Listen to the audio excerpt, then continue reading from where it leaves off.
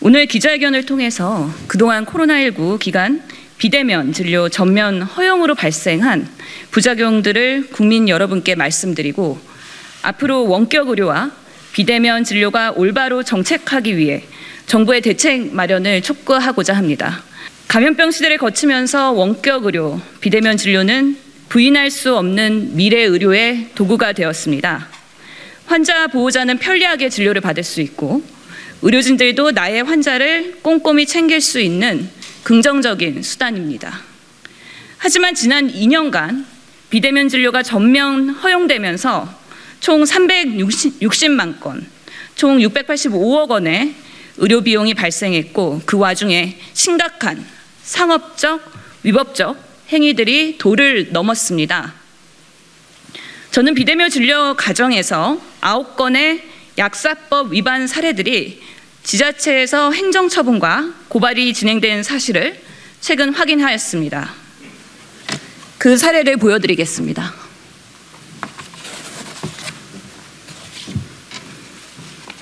비대면 처방전을 가지고 무허가 수입 의약품으로 무자격자가 조제하여 기소된 사건, 그리고 중개 플랫폼 사업자가 약국의 장소에서 의약품을 판매 알선하여 수사 의뢰된 사건, 배달 전문 약국 자체에서 카톡이나 플랫폼을 통해 전문 의약품 또는 일반 의약품을 약국의 장소에서 배달 판매하여 업무 정지, 벌금, 고발한 사건들, 마지막으로 임의 조제나 대체 조제 후 담당 의사에게 알리지 않았던 약국들이 자격 정지나 고발된 사례가 9건이 이렇게 확인이 되었습니다. 이 자료는 추후에 저희가 보도자료에 첨부해서 보내드릴 예정입니다. 이 중 8건은 서울시에서, 그리고 1건은 경남에서 발생한 일인데 지자체의 의지에 따라서 이런 위법 사례가 발굴될 수도 또는 은폐될 수도 있습니다. 이러한 위법 사례는 300만 건의 진료 중에 빙산의 일각일 수도 있습니다. 저는 얼마 전 원격 의료 플랫폼 닥터나우에서 원하는 약 담아두기 서비스에 대한 문제점을 지적한 바 있습니다. 보건복지부는 의료법과 약사법 위반에 해당될 수 있어 고발 등 법적 조치에 나서겠다고 했지만 조사 중이라는 이유만으로 아직 미온적인 대응을 하고 있습니다. 이렇듯 정부는 위법 사례를 인지하고 있음에도 불구하고 비대면 진료를 사실상 전면 허용으로 방치해왔습니다. 심지어 초기에는 마약류, 향정신성 의약품을 포함하면서 약물 남용의 시장을 조장한 바가 있습니다. 정부는 문제가 발생하면 가이드라인을 만들겠다고 답하지만 이미 사후 약방문입니다. 감염병 예방법에는 심각 단계 이상의 위기 경보의 경우 필요한 경우에는 한시적 비대면 진료를 허용하고 있습니다. 즉 심각 단계라 하더라도 무조건 비대면 진료를 전면 허용해야 하는 것이 아닙니다.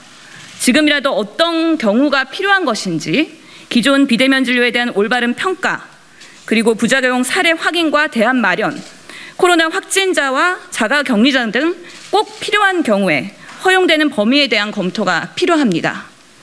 윤석열 대통령은 후보 시절 원격 의료를 허용 공약했고 국정과제로도 발표한 바 있습니다.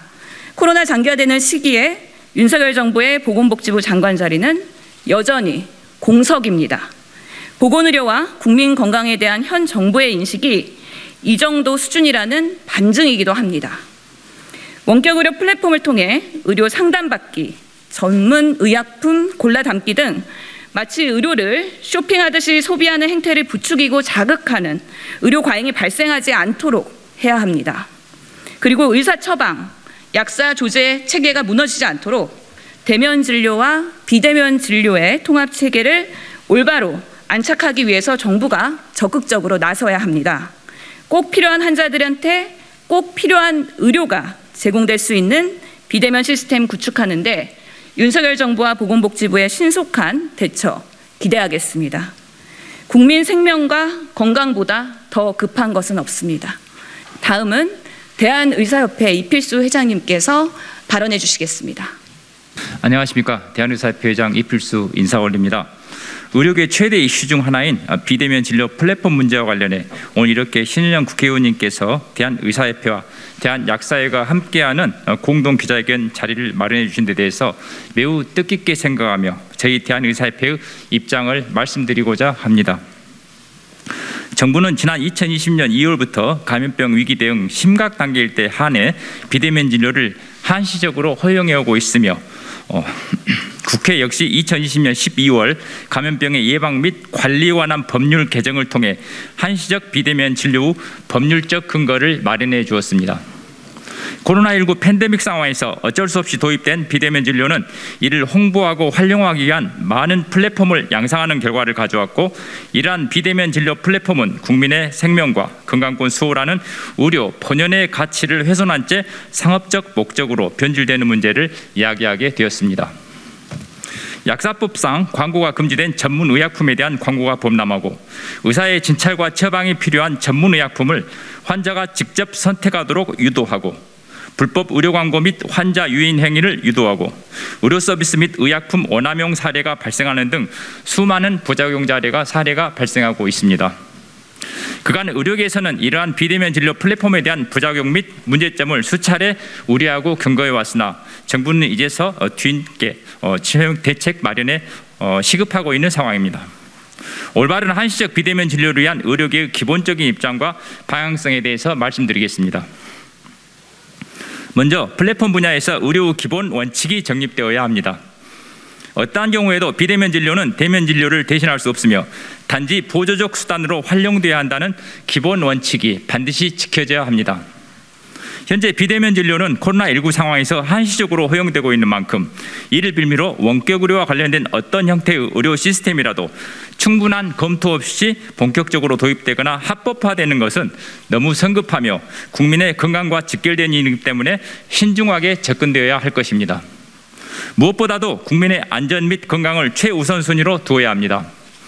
현행 보건의료기본법, 의료법, 약사법 등 의료 관련 법령은 무엇보다도 국민의 건강과 안전을 위해 제정된 법이기 때문에 각 법령에 규정되어 있는 사항은 플랫폼이라 할지라도 당연히 기본적으로 준수되어져야 합니다. 플랫폼을 이용한 의료 시스템의 경우 종종 편리성을 이유로 의료 전제 조건인 안전성, 유효성, 임상적 타당성이라는 기본 요건을 등한시하거나 위협하는 일이 발생하지 않도록 주의해야 합니다. 가령 의약품 부분에서 전문의약품의 경우 관련 의료 법령에서 의사가 질병의 유형, 중증도, 환자 상태 등 복합적으로 고려하여 가장 적합한 상품명으로 약품명으로 처방토록 규정하고 있는 만큼 그만큼 타당한 이유가 있는 것임에도 환자가 특정 약품을 선택하거나 무분별한 대체를 허용하는 것은 대단히 위험하므로 엄격히 관리돼야 합니다. 마지막으로 당부의 말씀을 드리고 마무리하도록 하겠습니다. 플랫폼에 대한 관리 방안 및 가이드라인 마련을 포함해 비대면 진료 후 안정적 제도 마련을 위해서는 국회와 정부 주도 후 일방향적 정책 추진을 지향하고 국회와 정부가 전문가 단체인 대한의사협회와 충분한 논의 과정을 거쳐서 면밀한 검토를 통해 제도 방향을 마련해야 합니다. 현재 비대면 진료 플랫폼에서 발생하고 있는 문제점들을 의협을 포함한 의료계에서도 이미 우려했던 상황입니다. 비대면 진료 플랫폼이 무분별하게 양상되기 전에 의료계, 국회, 정부가 미리 논의하는 절차가 마련되었다면 일정 부분은 미연에 방지가 되었을 것이라고 생각합니다. 대한의사협회도 비대면 진료 플랫폼과 의료 정보 시스템 팽창에 대비하여 올바른 방향 정실을 위해 최근 정보의학 전문위원회를 구성하였습니다. 대한의사협회는 이를 통해 비대면 진료를 비롯한 의학정보원 설립, EMR 인증, 의료 플랫폼 구축, 공적 전자처방전 등의 사안에 대해서 합리적인 방향을 제시할 예정입니다. 국민을 위한 합리적이고 안전한 의료제도가 설계될 수 있도록 국회와 정부가 전문가 단체인 대한의사협회와 사전에 긴밀히 협조하고 논의할 수 있는 시스템을 마련해 주시기를 다시 한번 부탁드립니다. 감사합니다. 네, 안녕하십니까. 대한약사회장 최강훈입니다. 코로나19 심각 단계에서 환자가 전화를 통해 진료 그리고 처방을 받고 환자와 약사가 협의하여 의약품을 수령할 수 있도록 하는 한시적 조치를 시행 중에 있습니다.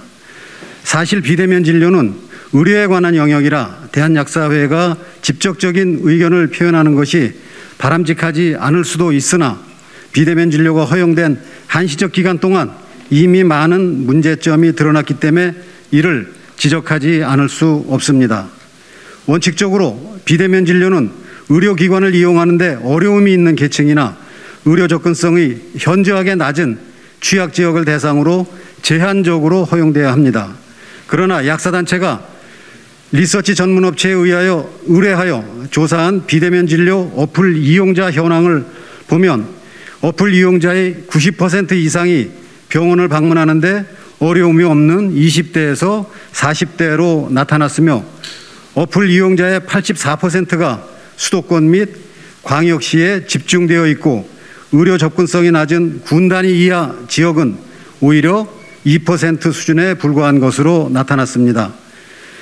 모바일 어플리케이션 기반의 비대면 진료 플랫폼 중개업체가 우후죽순으로 등장하여 경쟁이 치열해지다 보니 과도한 진료 조장, 부당 청구, 처방 및 의약품의 오남용 발생, 병의원과 약국 담합행위 조장, 폐쇄형, 창고형 약국 등장 등 탈법 운영 등의 많은 부작용이 발생되고 있습니다. 코로나19 확진자의 대면 진료 허용과 일상 회복이 시작됨에 따라 보건복지부는 지금이라도 한시적 비대면 진료 고시를 중단하고 공공적 석경이 강한 보건의료가 영리 목적의 플랫폼에 종속되어 불필요한 의료 이용 행위가 조장되지 않도록 해당 앱 운영을 중단시킬 필요가 있습니다. 저희 약사회는 앱에 의한 약 배달 문제에 있어서도 현재 상황을 분명히 반대합니다. 고시에 의하면 약을 전달받는 사람은 약사와 협의하여 받게 되어 있습니다. 하지만 지금 시행되고 있는 앱은 그렇게 되지 않고 있어서 국민의 건강권에 심대한 영향을 미치고 있습니다. 해서 앞으로 비대면 진료가 논의된다 하더라도 약을 전달하는 과정에 의해서 약사의 역할이 얼마나 정확하게 수행될 수 있고 환자가 복약 지도를 얼마나 정확하게 받을 수 있는지에 대해서 저희도 심각하게 생각을 하도록 하겠습니다. 감사합니다.